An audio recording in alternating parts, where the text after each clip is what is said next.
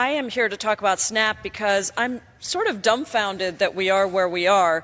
I serve as the vice-ranking member on the Budget Committee, and I saw firsthand how a Republican tax scam, the tax cut, was pushed through in favor of the top 1% and the largest corporations, creating a transfer of wealth from the middle class and working people to the wealthiest, creating what will be a $1 trillion deficit, according to the Congressional Budget Office next year, and then coming back and saying somehow we don't have enough money to feed our kids. I mean, that to me is really not just ludicrous, but it is outrageous, and I'm deeply saddened by it, because the program that we're talking about is the Supplemental Nutrition Assistance Program. That is what SNAP stands for, and it feeds 42 million American families across the country. This is a target of this Republican, our colleagues on the Republican side,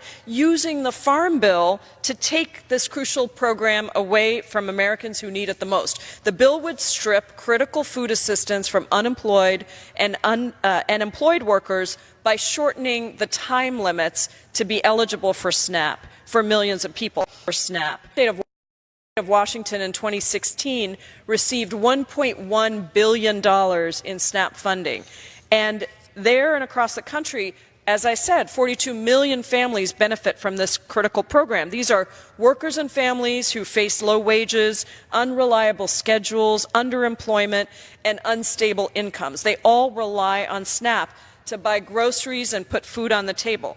So we're talking about stripping food assistance from families and individuals with children under 6 if they can't consistently work 20 hours a week. And it would strip food assistance for a whole year if that requirement isn't to be met.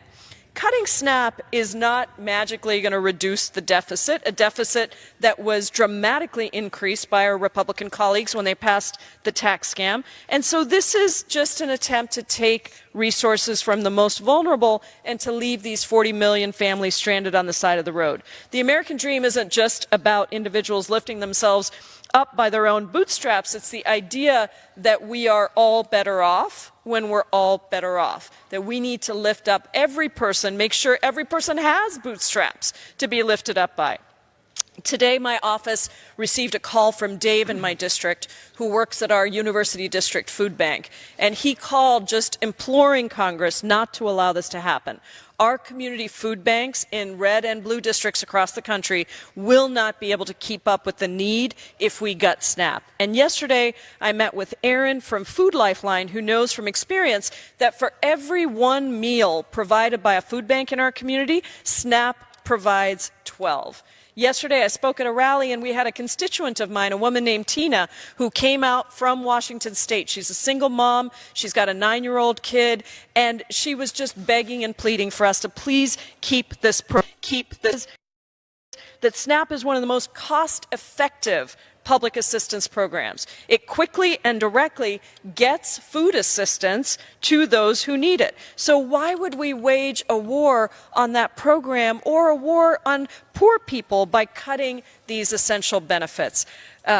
Mr. Raskin, I know that we share this deep commitment to make sure that we provide these essential benefits for families across the country, and I believe that there are colleagues on the other side who, once they understand what this is doing to poor folks in their districts who just need a hand up, kids who need food on the table, fruits, vegetables, healthy foods so that they can grow and nourish their bodies and their souls and help contribute to our economy, and that is what SNAP does. So I urge all of my colleagues on the Republican side and to join us as Democrats in fighting for our kids, in fighting for nutrition, and in fighting for this critical program. I thank you for this time, and I yield back.